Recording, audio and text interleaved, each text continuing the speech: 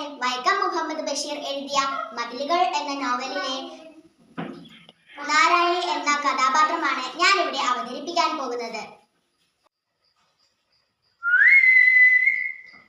ആരാ മതിലിന്റെ അപ്പുറത്ത്?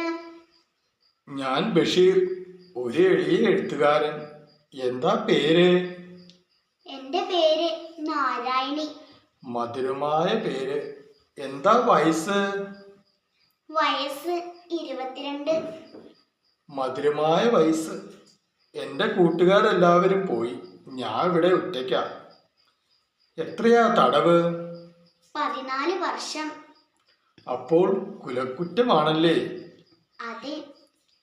എനിക്കൊരു റോസാപ്പൂ തരുമോ? അതിനിവിടെ റോസാച്ചെടി ഉണ്ടെന്ന് നാരായണിയോട് ആരാ പറഞ്ഞത്? ഇത് ജയിലല്ലേ, ഇവിടെ നടക്കുന്നത് എല്ലാം എല്ലാവർക്കും